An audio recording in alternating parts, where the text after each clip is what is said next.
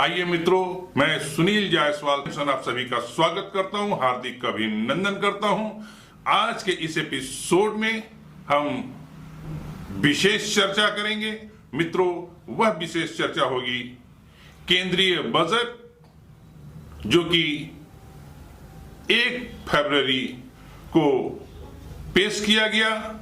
तो आइए मित्रों, आज की चर्चा में हम 1 फरवरी को संसद में यानी कि लोकसभा में वित्त मंत्री निर्मला सीतारमण के द्वारा वर्ष 2022 में पेश किए गए 2022-23 के इस बजट में, यह जो बजट पेश किया, यह उनकी चौथी बजट थी। आज हम जो चर्चा आपके सम्मुख लेके आए हैं केंद्रीय बजट पे, मित्रों, चर्चा बहुत ही महत्वपूर्ण होने वाली है। 2022 1 फरवरी को पेश किए गए बजट का लब्बो-लुआब की बात करें, विभिन्न अखबारों, पत्र पत्रिकाओं में बजट को लेकर के जो आम भारतीयों की जो भावना है, धारणा है, उसके फोकस कर मैं चर्चा को आगे बढ़ाता हूं मित्रों। और आर्थिक विश्लेषकों, बजट विशेषज्ञों का मानना है कि इस बार का जो बजट है, एक अखबार ने लिखा है, अपने सिर्फ सपने, बाकी सब सरकार का। बहुत ही गहरा व्यंग है मित्रों कि अपने सिर्फ सपने यानी कि मध्यम वर्ग, जिसमें कि हम और आप आते हैं, हम सिर्फ सपने ही देखते हैं, बजट से बहुत सारी आशाओं को पालते हैं। परंतु इस बार का जो बजट है मित्रों, यूं सरसरी तौर पे देखें तो मध्यम वर्ग बहुत ही निराश है। एक अखबार लिखता है कि मध्यम वर्ग फिर मध्यम। मित्रों, सरकार को पूरे वर्ष भर यानी 2021 में 2.9 लाख करोड़ रुपया ज्यादा टैक्स भरने वाला मध्यम वर्ग, उसके बावजूद इस बार के बजट में मध्यम वर्ग को टैक्स छूट में किसी भी प्रकार की राहत नहीं दी गई है। मित्रों, एक अखबार का मानना है, समाचार पत्र का मानना है कि यह जो बजट है दूरदर्शी बजट है। और वित्त मंत्री की बात करें, मौजूदा केंद्रीय सरकार की बात करें, तो इस बजट के माध्यम से उन्होंने देश के सामने, देश के आम नागरिकों के सामने अपना मोटो प्रस्तुत किया है। और इस बजट का लक्ष्य स्वतंत्रता के 100वें वर्ष तक सशक्त समर्थ भारत, यह मोटो है मौजूदा केंद्रीय सरकार की, जिसने इस बार 39.45 लाख करोड़ रुपए का सबसे बड़ा बजट पेश किया है, जो कि 1 फरवरी को लोकसभा में वित्त मंत्री निर्मला सीतारमण ने प्रस्तुत किया है मित्रों। और बजट प्रस्तुत करने के साथ उन्होंने जो बातें कही हैं कि दूरगामी दृष्टि और दृढ़ संकल्प बजट का सार है। कोरोना संकट के बीच आया एक और आम बजट 2022-23 इसलिए उल्लेखनीय है क्योंकि मोदी सरकार ने देश के आर्थिक भविष्य को सुधारने पर ध्यान दिया है। ऐसा वित्त मंत्री का दावा है न कि लोक लुभावन के योजनाओं के जरिए फौरी वाहवाही लूटने का। यह कदम ऐसे समय उठाया गया है जब राजनीतिक दृष्टि से सबसे अहम देश के 5 राज्यों में विधानसभा चुनाव चल रहे हैं। सरकार ने चुनावी राजनीति से हटकर अर्थव्यवस्था को सशक्त करने के दूरगामी लक्ष्य पर अपना फोकस रखा है।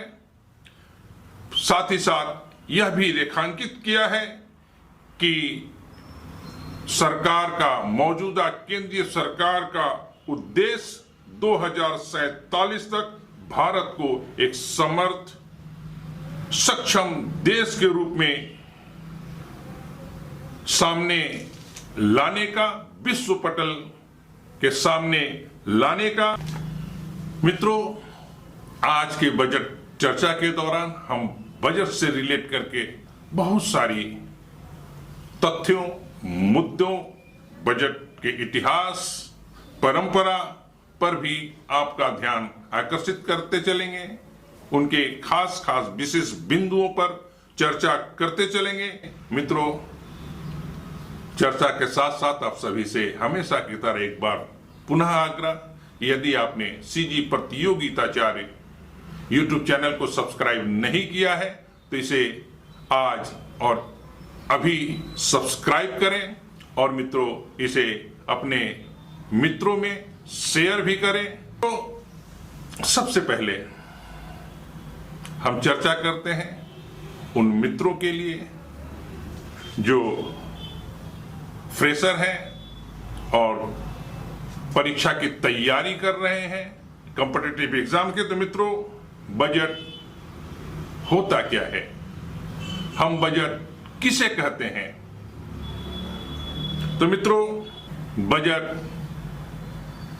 को यूं समझिए कि जिस प्रकार यह जो बजट सरकार ने प्रस्तुत किया है, पेश किया है, तो मित्रों इस बजट के माध्यम से केंद्र सरकार ने या ये राज्य सरकारें भी बजट पेश करेंगी। तो बजट किन्हीं भी केंद्र सरकार की हो या राज्य सरकार की हो मित्रों, तो 2022 से 2023 तक खर्च करने के लिए सरकार हर वर्ष बहुत सारी योजनाएं बनाती है। इंफ्रास्ट्रक्चर से लेकर के सरकार के अन्य जो विभाग हैं उनसे डिमांड लेती है कि उन विभाग में क्या उनका बजट है, क्या उन्हें राशि चाहिए अपनी योजनाओं को क्रियान्वित करने के लिए। तो मित्रों, यह जो खर्च करने के लिए जो डिमांड आती है या केंद्र सरकार जो अपनी विभिन्न योजनाओं में बहुत सारे डिपार्टमेंट्स हैं जैसे कृषि, रक्षा, एजुकेशन, हेल्थ, इंफ्रास्ट्रक्चर, परिवहन, कनेक्टिविटी, रेल मार्ग, सड़क मार्ग इत्यादि जो क्षेत्र हैं उनमें खर्च करने के लिए एक राशि का अनुमान करती है और डिमांड के रूप में बजट का शक्ल देकर उसे लोकसभा के पटल में पेश करती है कि भारत के संचित निधि से वर्तमान सरकार लोकसभा से परमिशन मांगती है कि हमें हमारी योजनागत या जो राशियां हैं इन्हें संचित निधि से लेने का परमिशन दिया जाए। और इसी परमिशन के लिए वो पटल पे बजट का मसौदा पेश करती है। तो मित्रों, इस प्रकार आप समझ गए कि बजट क्या होती है। बजट एक अनुमानित योजनागत खर्चे, सरकार के अन्य खर्चे, सरकार के संचालन के खर्चे के लिए बजट पेश किया जाता है और उस बजट की राशि को भारत सरकार की संचित निधि से निकाला जाता है, यानी कि लिया जाता है मित्रों। और संसद जैसे ही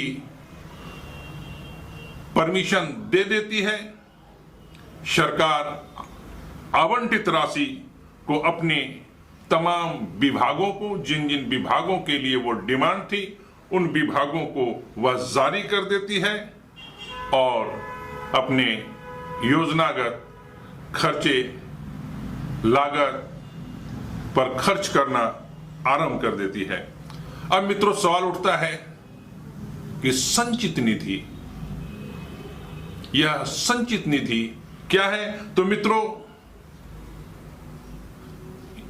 जिस संचित निधि से बजट की राशियां, जैसा कि इस बार आपने जाना कि इस बार का जो बजट है 39.45 लाख करोड़, यह राशि मौजूदा केंद्रीय सरकार संचित निधि से लेगी। तो मित्रों जानते हैं कि संचित निधि आखिर होता क्या है। तो मित्रों, संचित निधि उसे कहते हैं कि आप जितने भी टैक्स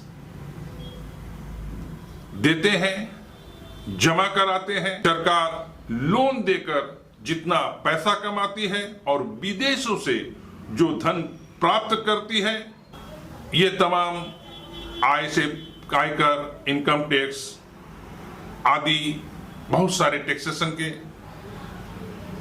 जो आय है, राज्य सरकार की लोन से आय, विदेशी से प्राप्त धन जिस अकाउंट में, जिस निधि में जमा होता है, उसे ही संचित निधि कहते हैं। और यह भारत सरकार की संचित निधि होती है। राज्य सरकारें, केंद्र सरकारें की अलग अलग संचित निधियां होती हैं और बजट एलोकेशन के बाद, बजट के बाद संचित निधि से ही तमाम राशियां निकाली जाती है।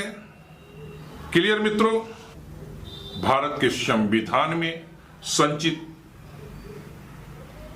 निधि का उल्लेख अनुच्छेद 226 में किया गया हुआ है। और बजट, आपको बताते चलूं कि भारत के संविधान में बजट शब्द से किसी भी तरह का उल्लेख नहीं हुआ है। बजट का उल्लेख भारत के संविधान में वार्षिक वित्तीय विवरण, एनुअल फाइनेंशियल स्टेटमेंट के नाम से उल्लेख है। और मित्रों, इसे धन विधेयक भी कहते हैं, यानी बजट के लिए जो प्रस्ताव सरकार संसद में पेश करती है उसे धन विधेयक कहते हैं। और धन विधेयक के तहत बजट को भारत के संविधान में वार्षिक वित्तीय विवरण, एनुअल फाइनेंशियल स्टेटमेंट का नाम दिया गया हुआ है। और इसके लिए भारत के संविधान में अनुच्छेद 112 में उल्लेख किया गया हुआ है। केंद्रीय बजट, सेंट्रल बजट के लिए भारतीय संविधान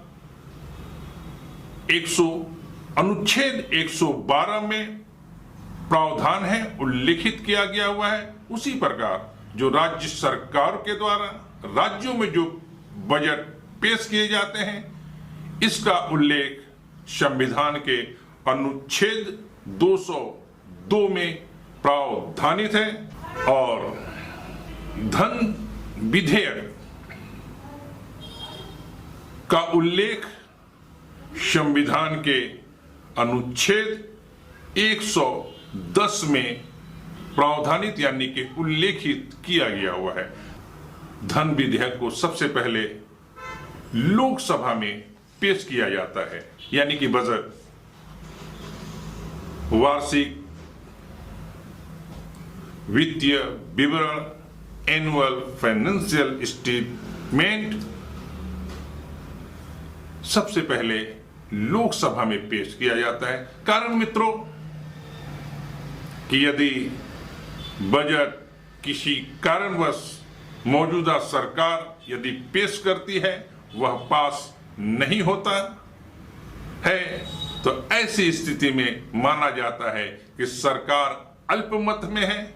यही वजह है कि सरकार जिस सदन में बहुमत में होती है, यानी जाहिर सी बात है लोकसभा में सरकार बहुमत में होती है, तो सबसे पहले लोकसभा में बजट को पेश किया जाता है। क्लियर मित्रों? और साथ ही साथ बताते चलो मित्रों कि वित्त मंत्री, केंद्रीय वित्त मंत्री, आप राज्य वित्त मंत्री भी ले सकते हैं, ये बातें दोनों तरफ लागू होती है। प्रश्न अगर बनते हैं स्टेट में या सेंट्रल को लेकर के, तो जवाब एक ही होगा। तो मित्रों किसी कारणवश यदि बजट का मसौदा, जिसे कि नियत तारीख पर, यानी कि केंद्रीय बजट जो कि 1 फरवरी को आता है, यदि बजट पेश होने से पूर्व वह लीक हो जाता है, तो ऐसी स्थिति में वित्त मंत्री को इस्तीफा सौंपना पड़ता है। क्लियर मित्रों? और आपको बताते चलूं मित्रों कि यह जो बजट है 1 फरवरी को वित्त मंत्री, केंद्रीय वित्त मंत्री निर्मला सीतारमन ने जो पेश किया, वह बिल्कुल पेपर लेस बजट था। आइए अब हम बजट के इतिहास से संबंधित कुछ तथ्य, बजट का इतिहास कि भारत में सबसे पहला बजट कब पेश किया गया। तो मित्रों भारत में पहला बजट 7 अप्रैल 1860, 7 अप्रैल 1860 को पेश किया गया था और इसे स्कॉटलैंड के अर्थशास्त्री और राजनीतिज्ञ जेम्स विल्सन ने ईस्ट इंडिया कंपनी की तरफ से पेश किया था। और मित्रों स्वतंत्र भारत में पहला बजट की बात करें तो स्वतंत्र भारत में पहला बजट 26 नवंबर 1947 को वित्त मंत्री, नाम भी नोट करते चलेंगे मित्रों कि वित्त मंत्री R.K.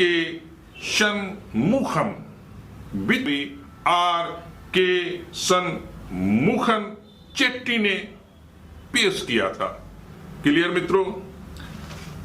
अब हम जानते हैं मित्रों, आपने भी यदि अखबार पढ़ा होगा तो उसमें आप कहीं न कहीं उल्लेख जरूर किया हो कि इस बार का जो बजट भाषण रहा वित्त मंत्री का, बहुत ही लंबा बजट भाषण था।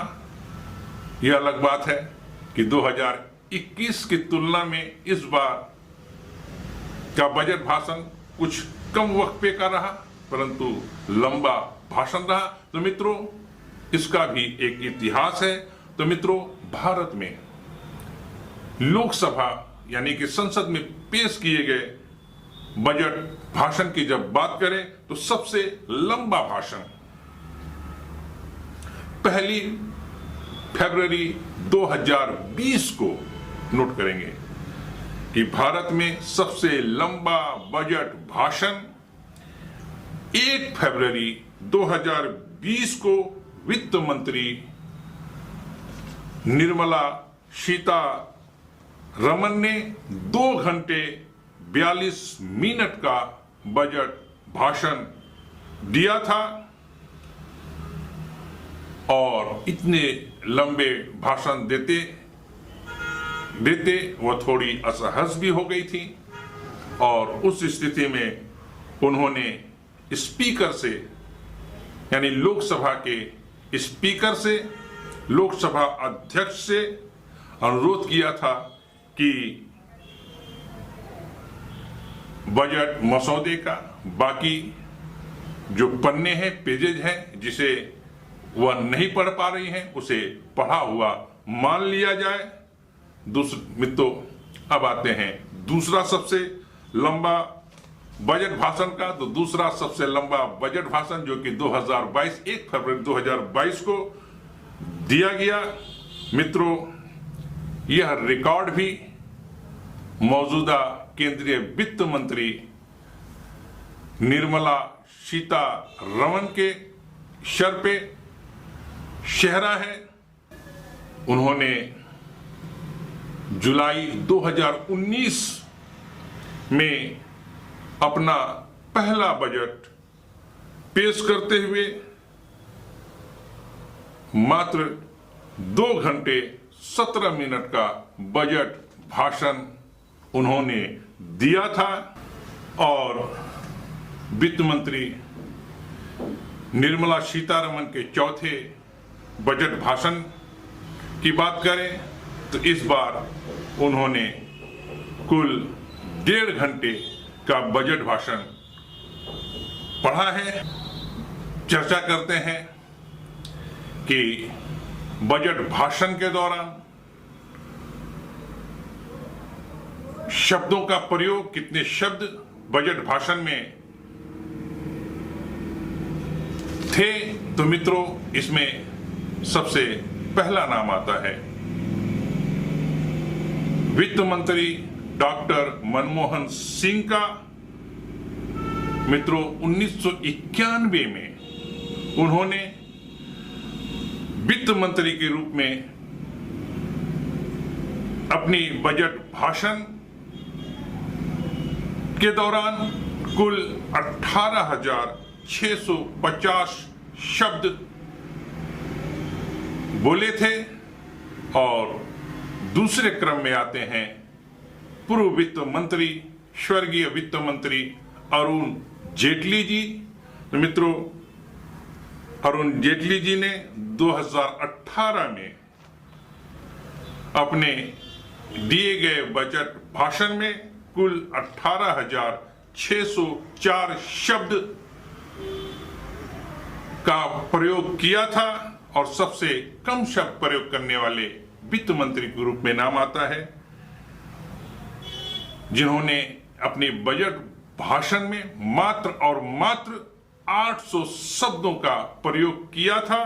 तो मित्रों 1977 में अपने दिए गए बजट भाषण में वित्त मंत्री हीरू भाई मूलाजी भाई पटेल का भाषण था। और यह अब तक का रिकॉर्ड है कि बजट सबसे कम शब्दों में दिए गए बजट भाषण का। अब आइए मित्रों लगे हाथ चर्चा करते हैं सबसे ज्यादा बार किन वित्त मंत्री ने बजट पेश किया था। इसका भी एक इतिहास है। तो मित्रों सबसे ज्यादा बजट पेश करने का रिकॉर्ड पूर्व प्रधानमंत्री मोरारजी देसाई के नाम दर्ज है। सबसे ज्यादा बजट पेश करने का रिकॉर्ड मित्रों वित्त मंत्री के तौर पर अपने 2 कार्यकाल के दौरान मोरारजी देसाई ने 10 बार बजट भाषण दिया था, यानी 10 बार बजट पेश किया था। यह सबसे बड़ा रिकॉर्ड है। और इसके बाद नाम आता है पी चिदंबरम का, जिन्होंने वित्त मंत्री रहते हुए यूपीए के शासनकाल के दौरान कुल 9 बार बजट पेश किया था, यानी बजट भाषण दिया था। और इसके बाद नाम आता है यशवंत सिन्हा का, वित्त मंत्री यशवंत सिन्हा का। इन्होंने 8 बार बजट भाषण का रिकॉर्ड दर्ज किया है। और इसके बाद नाम आता है वित्त मंत्री मनमोहन सिंह जी का, पूर्व प्रधानमंत्री मनमोहन सिंह जी का, जिन्होंने अपने वित्त मंत्री पद पर रहते हुए कुल 6 बार बजट भाषण दिया था। यानी इनके नाम में 6 बार बजट भाषण का रिकॉर्ड इनके नाम से दर्ज है। बजट पेश करने का रिकॉर्ड मनमोहन सिंह के नाम दर्ज है। अब आइए मित्रों, चर्चा करते हैं कि भारत की पहली महिला वित्त मंत्री में किनका नाम है जिन्होंने बजट पेश किया था।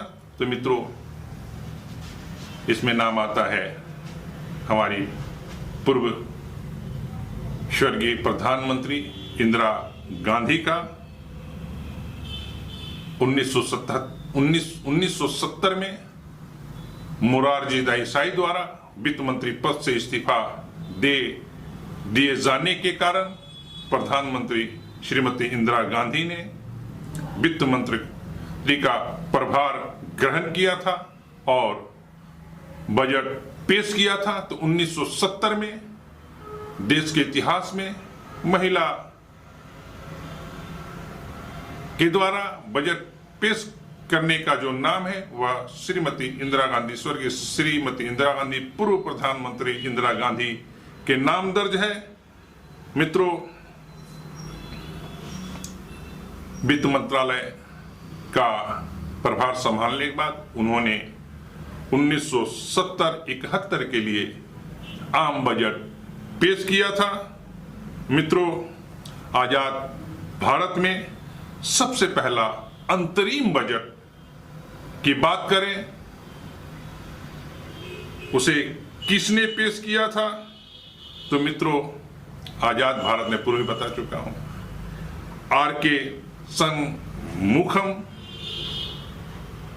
चेट्टी ने स्वतंत्र भारत में सबसे पहला बजट पेश किया था। मित्रों, साथ ही साथ लगे हाथ बताते चलो कि यह जो बजट का जो सेशन होता है, बजट सत्र होता है। मित्रों, बजट सेशन में, बजट सत्र में किसी भी तरह का संयुक्त सेशन, ज्वाइंट सेशन का कोई प्रावधान नहीं है। इससे भी रिलेटेड सवाल आते हैं। ज्वाइंट सेशन किसी विशेष मुद्दे पर जो बहस होती है सत्ता पक्ष और विपक्ष का, तो ज्वाइंट सेशन बुलाए जाते हैं किसी गंभीर मुद्दे पर। और बजट केंद्र सरकार पेश करती है और केंद्र सरकार बहुमत में होती है और लोकसभा में इसे पेश किया जाता है। तो आइए मित्रों, अब हम बजट पेश करने में अब तक जो बजट पेश किए जाते रहे, पूर्व में, अब तक की बात नहीं कर रहा, पूर्व की बात कर रहा हूं। अब तो पिछले 2020 से देश में डिजिटल प्रारूप में बजट पेश किया जा रहा है। और मित्रों, पेपरलेस बजट, और पेपरलेस बजट सबसे पहले हमारी वित्त मंत्री, मौजूदा वित्त मंत्री निर्मला सीतारमण ने पेश किया था। और जिस टैबलेट से उस डिजिटल बजट को पढ़ा था, तो वह टैबलेट का नाम है मित्रों made in India tablet. Note करेंगे, मेड इन इंडिया टैबलेट से बजट दस्तावेज पढ़ा था। और साथ ही साथ आपको थोड़ा सा ये जो बजट के जो इतिहास है, आप देखते होंगे अखबारों में भी कि वित्त मंत्री जब बजट पेश करने के लिए आते हैं तो उनके हाथ में एक ब्रीफकेस होता है। इस ब्रीफकेस से भी रिलेटेड कुछ तथ्य हैं। तो मित्रों, बजटरी हिस्ट्री में भारत के संदर्भ में बात करें तो 1955 तक 1955 तक अंग्रेजों की जो लैंग्वेज है, यानी 1955 तक जो बजट के मसौदा तैयार किए जाते थे वह अंग्रेजी में हुआ करता था। 1956 से अंग्रेजी के साथ हिंदी में भी बजट के मसौदे जो कि पेपर में प्रिंटेड होते थे पेश किया जाने लगा। उसके बाद 2016 तक संसद में जो बजट पेश किए जाने का जो समय था, तिथि थी, तो मित्रों वर्ष 2016 तक फरवरी माह के अंत में बजट पेश किया जाता था और अब 2017 से 1 फरवरी से बजट पेश किए जाने का प्रावधान है। मित्रों, साथ साथ एक पॉइंट और कि 2016 तक रेल बजट और आम बजट, जनरल बजट, दोनों बजट अलग अलग पेश किए जाते थे। रेलवे के लिए बिल्कुल अलग बजट होता था और यह रेलवे के लिए अलग बजट की व्यवस्थाएं देश के स्वतंत्रता के बाद से चली आ रही थी। रेलवे बहुत बड़ा विभाग, आज भी बहुत बड़ा विभाग है, पर और इसके लिए अलग से बजट पेश किया जाता था, जो आम बजट पेश किए जाने के बाद पेश किया जाता था। मित्रों, 2016 तक यह सिलसिला चलता रहा, परंतु 2017 से मौजूदा और तत्कालीन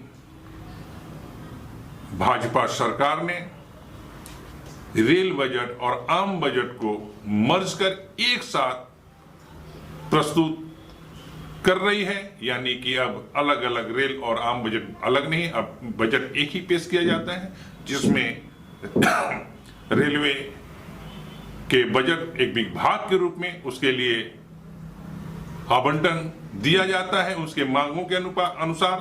तो मित्रों, अब आगे चलते हैं। वह जो मैं ब्रीफ केस वाली जो आपको चर्चा कर रहा था कि बजट के मसौदों को ब्रीफ केस में लेकर के आने का, तो मित्रों, पूर्व प्रधानमंत्री, भारत के प्रथम प्रधानमंत्री पंडित जवाहरलाल नेहरू से लेकर यशवंत सिन्हा तक, यानी कि एनडीए की सरकार में यशवंत सिन्हा तक वित्त मंत्री जब बजट पेश करने के लिए संसद में आता था तो उसके हाथ में ब्लैक कलर का ब्रीफ केस हुआ करते थे।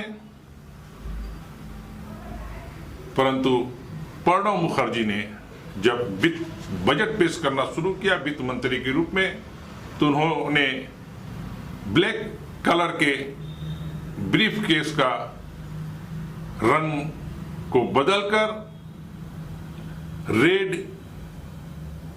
और ब्राउन कलर का ब्रीफ केस लेकर आते थे। और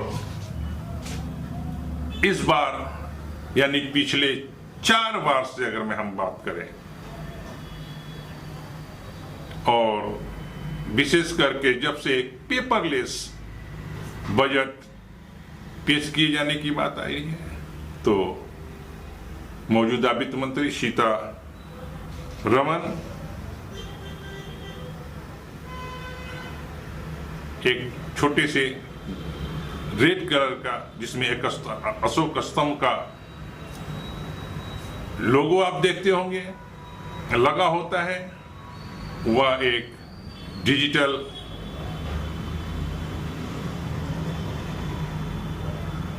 पैड होता है, टैबलेट जिसमें वह बजट लेकर के आती है, जो कि पेपरलेस रूप में उसमें उसके मसौदे होते हैं और उसी टैबलेट से पढ़कर वह अपना बजट भाषण देती हैं। तो मित्रों, अब आइए जानते हैं कि रेल बजट जो कि लगातार 2016 से पूर्व तक अलग पेश किया जाता था। तो मित्रों, सबसे पहला रेल बजट कब आया था? इसका जवाब है सबसे पहला रेल बजट वर्ष 1924 में 1924 में आया था। और आज की बात करें तो आज रेल बजट भूली बिसरी यादों में शुमार हो चुका है। अब आइए मित्रों, चर्चा करते हैं मौजूदा बजट में क्या क्या प्रावधान किए गए, क्या इसकी खासियतें हैं, क्या विशेषताएं हैं, किस मद में किन्हें क्या दिया गया हुआ है, उसका विश्लेषण करते हैं। तो मित्रों, सबसे पहले बताते चलो कि 1 फरवरी को बजट भाषण के दौरान हमारी वित्त मंत्री निर्मला सीतारमण ने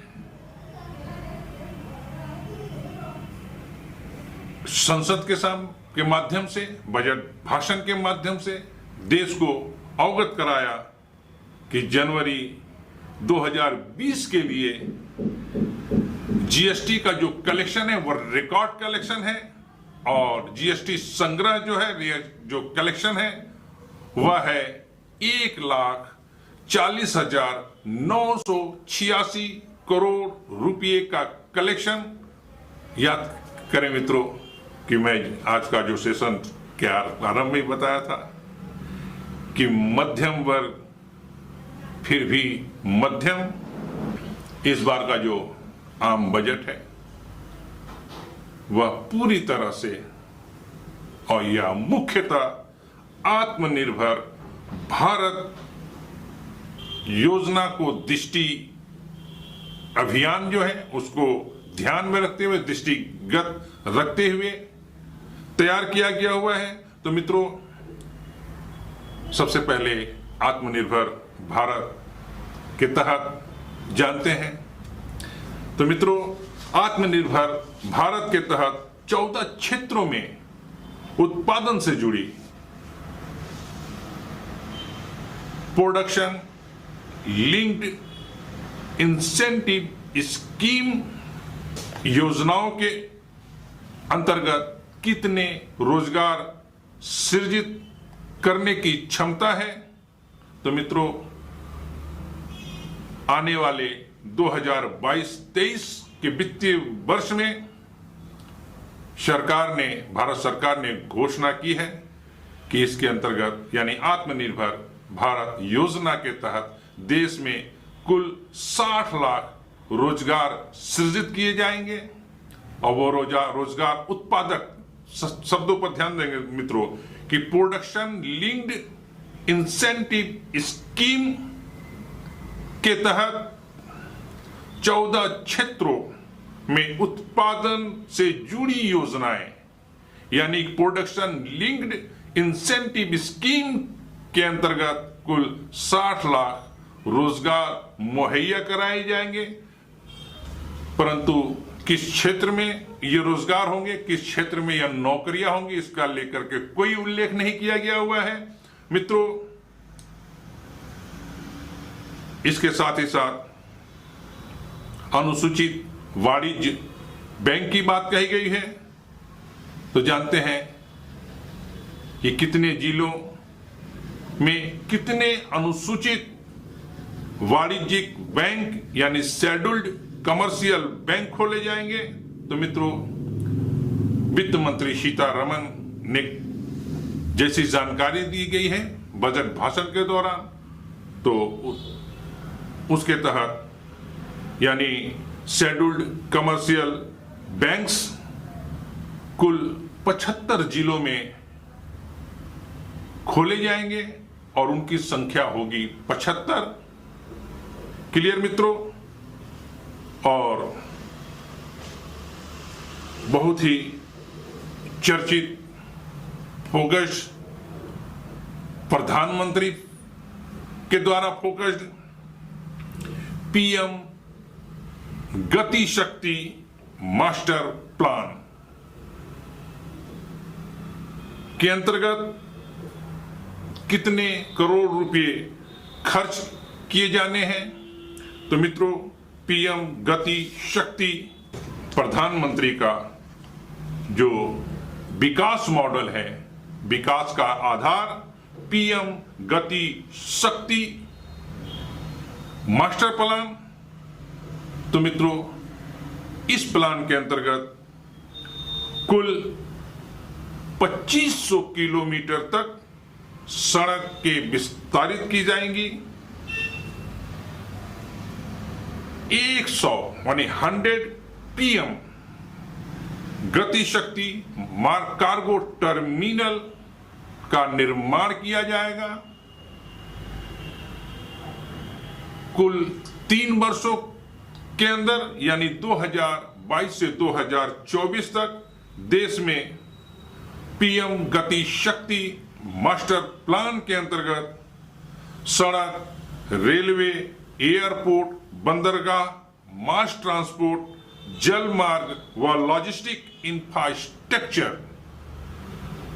के जो 7 इंजन हैं, इस योजना के तहत कुल प्रावधान किए गए हुए हैं। उनके अंतर्गत ये केंद्र राज्यों के लिए कितना वित्तीय ऋण सहायता प्रदान करेगी, इस संबंध में जो राज्यों के जो वित्तीय ऋण दिए जाते हैं केंद्र सरकार के द्वारा, तो इस बार के बजट में केंद्र राज्यों के लिए जो वित्तीय ऋण सहायता प्रदान करती है, उसके अंतर्गत 1 लाख करोड़ का प्रावधान किया गया है। और मित्रों, जानते चलें कि यह जो सहायता केंद्र राज्यों को करती है, यह सहायता ब्याज रहित होती है, यानी 1 लाख करोड़ केंद्र देती है तो राज्य सरकार से एक निर्धारित समय में 1 लाख करोड़ ही वापस लेगी। 1 लाख करोड़ में अलग अलग राज्यों का, देश में 28 प्लस जो केंद्र शासित राज्य जो है, केंद्र शासित राज्यों को तो केंद्र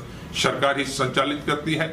तो मित्रों, बाकी के जो 28 राज्य हैं, उन 28 राज्यों के लिए 1 लाख करोड़ रुपये का प्रावधान किया गया हुआ है, जो कि ब्याज रहित वित्तीय ऋण सहायता राशि है।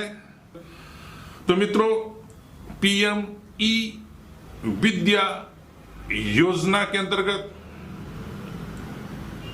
कुल कितने टीवी चैनल या इस डिजिटल योजना के माध्यम से, केंद्र सरकार की जो योजना है, क्लास 1 से 12 तक डिजिटल माध्यम से बच्चों को शिक्षित करने की प्रावधान है, योजना है।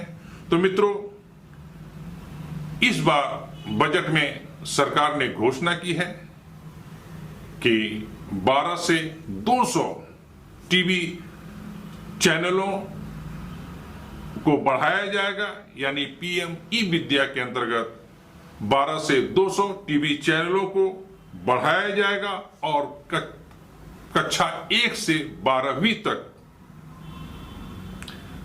क्षेत्रीय भाषाओं में भी, यानी मुख्यतः क्षेत्रीय भाषाओं में ही ई डिजिटल एजुकेशन पहुंचाया जाएगा। क्लियर मित्रों? मित्रों, बजट भाषण में क्रिप्टो करेंसी को लेकर के भी चर्चाएं की गई हैं, उनके लिए भी व्यवस्थाएं की गई हुई हैं। तो मित्रों, प्रश्न उत्तर ही शैली में ही आप तक पहुंचा रहा हूं कि कौन सा बैंक भारत में डिजिटल करेंसी यानी डिजिटल रुपया पेश करेगा, जारी करेगी। तो मित्रों,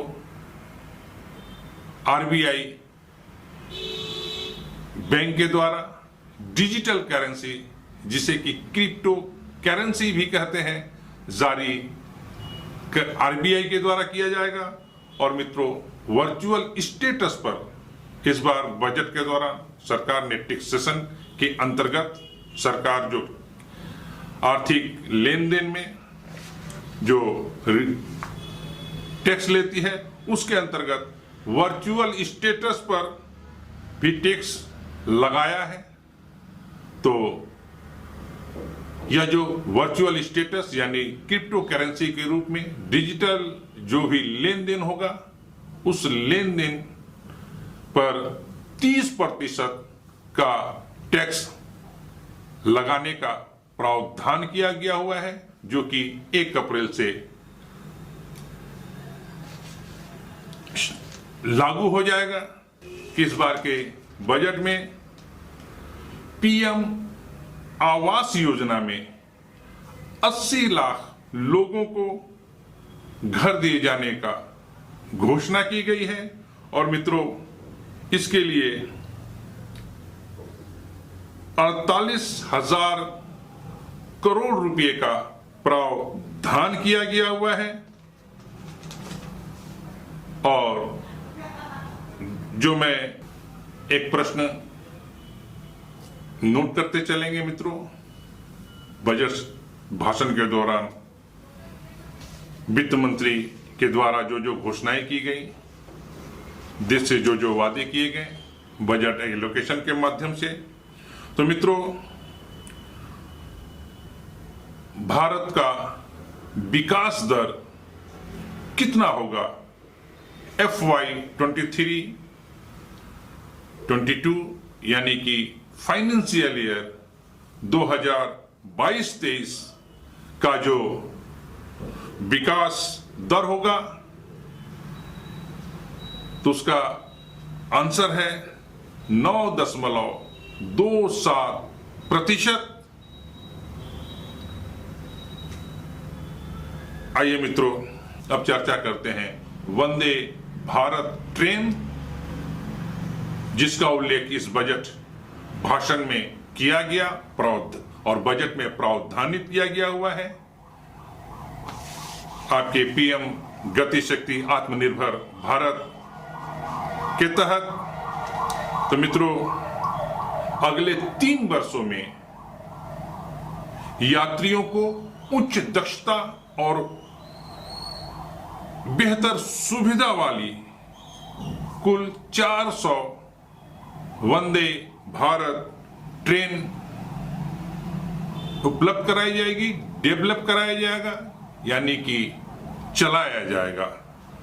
आइए मित्रों, अगला प्रश्न बनता है कि कोर बैंकिंग सिस्टम के अंतर्गत कितने पोस्ट ऑफिसों को इस बार शामिल किया जा रहा है।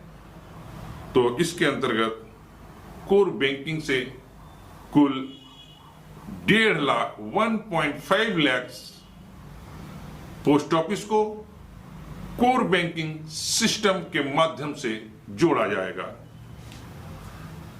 अब आइए मित्रों, प्रश्न कि what is the physical deficit targeted for FY 23 यानी फाइनेंशियल ईयर 2023 के लिए फिजिकल डेफिसिट यानी कि राजकोषीय घाटे का लक्ष्य क्या है। तो मित्रों इसका उत्तर है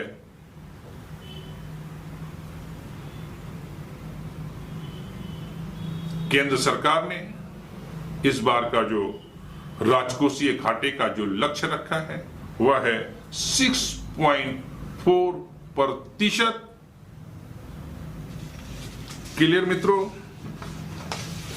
अब आइए हम चर्चा करते हैं कुछ और। वित्त मंत्री निर्मला सीतारमण ने बजट पेश करते हुए कहा कि प्रधानमंत्री के सपने के मुताबिक आजादी के 100 वर्ष में भारत कैसा हो, इसका विजन तैयार किया जा रहा है। और यह जो मौजूदा जो बजट है वह उसी तरह फोकस्ड है, यानी कि इस बजट में 25 साल के अमृत काल के दौरान 75वां अमृत महोत्सव चल रहा है मित्रों। तो इस बजट में 25 साल के अमृत काल के दौरान देश के विकास की नींव रखी गई है।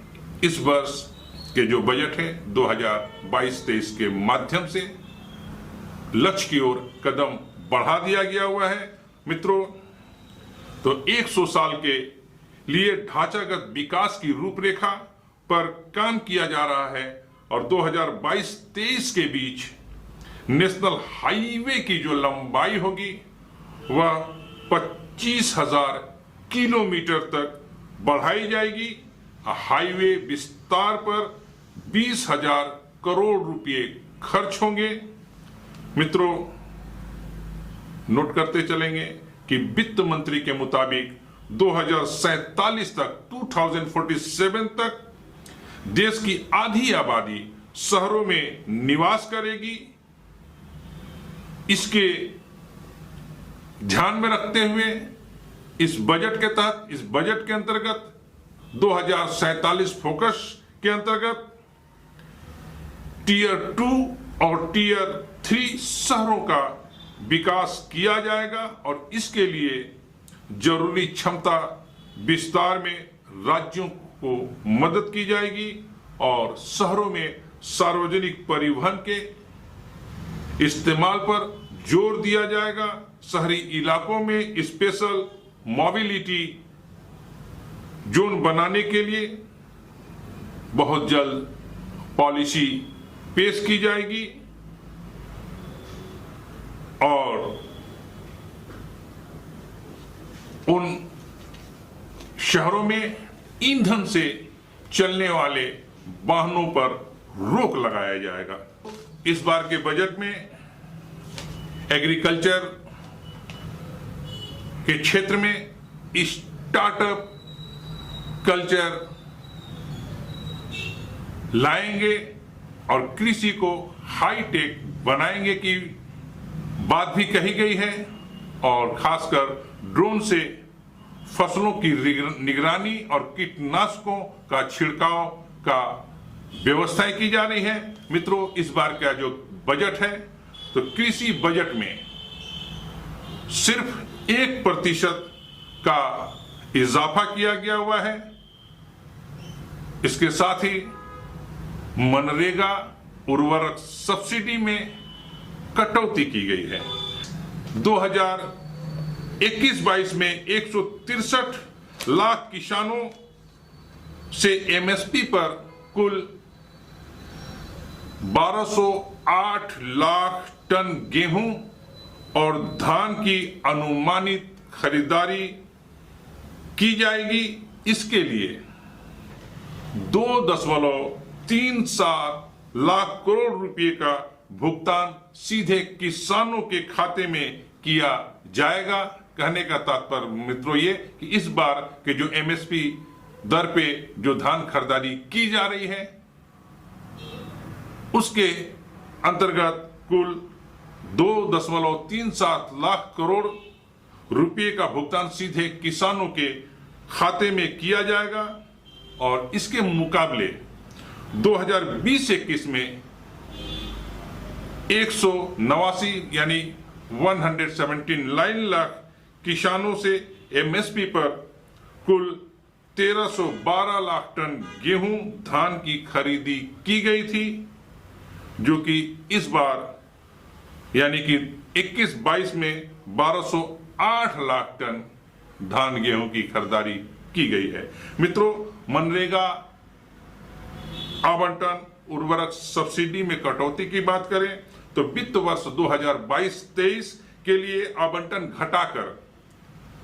73,000 करोड़ रुपए कर दिया गया हुआ है और चालू वित्त वर्ष में मनरेगा के लिए संशोधित आवंटन 98,000 करोड़ रुपए। इसके अलावा फर्टिलाइजर उर्वरक सब्सिडी भी 25% घटाकर 0.05 लाख करोड़ रुपए कर दी गई है। और मित्रों, नाबार्ड के लिए स्टार्टअप्स की फंडिंग की गई है। नाबार्ड की मदद से कृषि क्षेत्र में स्टार्टअप कल्चर शुरू किया जाएगा। इसका उद्देश्य agree product value chain, note करेंगे, एग्रो प्रोडक्ट वैल्यू चेन के लिए उपयुक्त कृषि और ग्रामीण उद्यमों से संबंधित स्टार्टअप की फंडिंग होगी। ये स्टार्टअप किसानों को किराए पर मशीनरी उपलब्ध कराएंगे और आईटी बेस्ड सपोर्ट मुहैया कराएंगे। अब आइए बजट सार चर्चा करते हैं। उसके बाद हम आपसे चर्चा करेंगे कि बजट के जो बाजीगर हैं, यह जो इतना बड़ा बजट जो पेश किया गया हुआ है, इसके तैयार करने में, मसौदों का तैयार करने में किन किन लोगों, किन किन अधिकारियों का वित्त मंत्री के जो ग्रुप था, जिसके अंतर्गत कई सारे अधिकारी, उस पर चर्चा करेंगे। तो मित्रों, बजट सार के अंतर्गत अगले साल 6.4% राजकोषीय घाटा, इस साल 6.9% होगा। तो मित्रों, वित्त वर्ष 2022-23 में सरकार कुल 39.45 लाख करोड़ रुपये खर्च करेगी, जो कि बजट पेश किया गया हुआ है। मित्रों, इस दौरान सरकार का राजकोषीय घाटा जीडीपी का 6.4% रहने का अनुमान है। हालांकि वित्त वर्ष 2025-26 तक राजकोषीय घाटा 2% कम होकर जीडीपी के 4.5% पर आने की बात कही गई है। और वित्त वर्ष 2021-22 में संशोधित राजकोषीय घाटा जीडीपी का 6.9 बताया गया है। राजकोषीय घाटा सरकार की आय और खर्च के बीच का जो अंतर होता है, उसे ही राजकोषीय घाटा कहते हैं। क्लियर मित्रों? बाजीगर, तो मित्रों, कोविड महामारी के इस चुनौतीपूर्ण माहौल में आर्थिक एवं सामाजिक जरूरतों के बीच संतुलन का खाका खींचते हुए वित्त मंत्री निर्मला सीतारमण ने बजट पेश कर दिया है। पिछले 1 फरवरी 2022 को, और इस बजट के माध्यम से लोगों की उम्मीदों को आकार देने वाले इस बजट को तैयार करने के लिए वित्त मंत्री की टीम ने अथक मेहनत की है। वित्त मंत्री सीतारमण और उनकी टीम से आइए आपको कराते हैं मुलाकात। तो मित्रों, बजट के बाजीगर में सबसे पहला नाम आता है स्वयं वित्त मंत्री, केंद्रीय वित्त मंत्री निर्मला सीतारमण। मित्रों, वित्त मंत्री निर्मला सीतारमण घूमने, ट्रेकिंग करने और खाना बनाने की शौकीन है। उन्हें शास्त्रीय संगीत की भी रुचि है और उन्होंने जवाहरलाल नेहरू विश्वविद्यालय से अर्थशास्त्र में एमए और एमफिल किया है।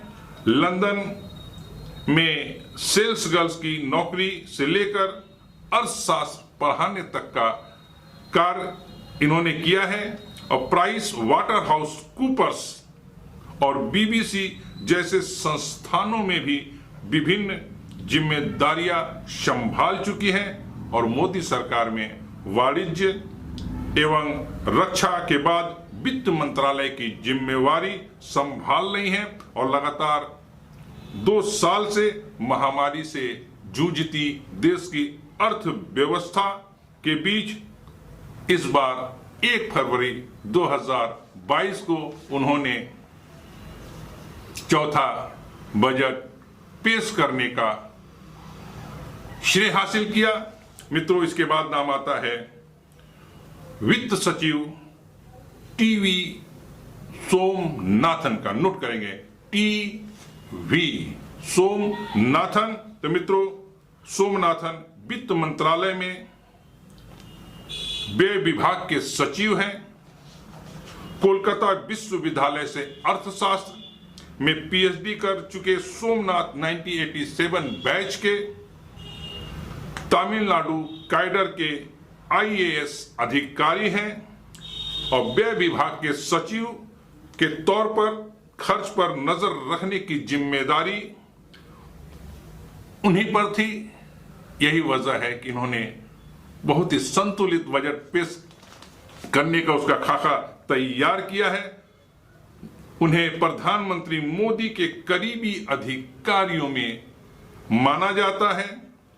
अप्रैल 2015 से अगस्त 2017 तक प्रधानमंत्री कार्यालय में संयुक्त सचिव भी रह चुके हैं। वेस्ट आईएएस ट्रेनी के रूप में स्वर्ण पदक विजेता भी हैं। अब नाम आता है तीसरा तरुण बजाज का। तो मित्रों, तरुण बजाज राजस्व सचिव आर्थिक मोर्चे पर खुलकर बोलने के लिए जाने जाने वाले राजस्व सचिव तरुण बजाज प्रधानमंत्री कार्यालय में भी जिम्मेदारी संभाल चुके हैं। 1988 बैच के हरियाणा कैडर के आईएएस अधिकारी तरुण बजाज उद्योग जगत की जरूरतों को समझने और संवाद करने में आगे रहते आए हैं। कोविड महामारी के कारण बुरी तरह से प्रभावित हुए उद्योग जगत को राहत देने के लिए आत्मनिर्भर भारत पैकेज को तैयार करने में इनकी अहम भूमिका रही है। मित्रों, चौथा नाम आता है अजय सेठ, आर्थिक मामलों के सचिव हैं वित्त विभाग में। तो मित्रों, ढांचागत विकास को लेकर अजय सेठ की समझ और विशेषज्ञता बजट की तैयारी में विशेष रूप से उपयोगी रही है। 1987 बैच के कर्नाटक में बजट व संसाधन और वाणिज्य कर विभाग की जिम्मेदारी संभाल चुके हैं। उन्हें पिछले साल अप्रैल में वित्त मंत्रालय में आर्थिक मामलों का सचिव नियुक्त किया गया। माना जा रहा है कि वित्त मंत्री का भाषण लिखने में, जो भाषण वित्त मंत्री ने संसद में पढ़ा, उस भाषण को तैयार करने में अजय सेठ की अहम भूमिका रही है। और पांचवा नाम आता है मित्रों देवाशीष पांडा का। बजट के बाजीगर में वित्तीय सेवा सचिव हैं। 1987 बैच के यूपी कैडर के आईएएस अधिकारी देवाशीष पांडा स्वास्थ्य मंत्रालय में भी काम कर चुके हैं। उनकी पहली नियुक्ति अयोध्या में 1988 में सहायक मजिस्ट्रेट के रूप में हुई थी। मूल रूप से ओडिशा के रहने वाले पांडा उत्तर प्रदेश में प्रमुख सचिव, गृह समेत कई अन्य जिम्मेदारियां भी निभा चुके हैं। बजट में सामाजिक योजनाओं को लेकर उनकी विवेक और विशेष भूमिका सराहनीय है। मित्रों, छठा नाम आता है तुहिन कांति पांडे का।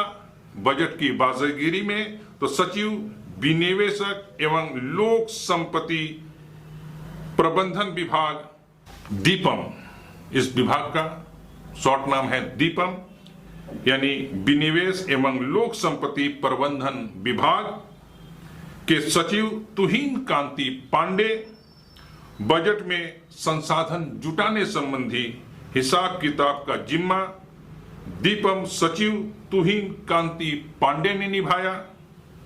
1987 बैच के ओडिशा कैडर के आईएएस अधिकारी पांडे ने एयर इंडिया के निजीकरण में, नोट करेंगे कि पांडे जी ने एयर इंडिया के निजीकरण में अहम भूमिका निभाई है। आगामी वर्ष में सरकार के अन्य विनिवेश लक्ष्य की जिम्मेवारी भी इनके कंधे पर ही दी गई है। तो यह रहा मित्रों बजट 2022-23 का विश्लेषण, और इसी के साथ मित्रों आज के लिए बस इतना ही।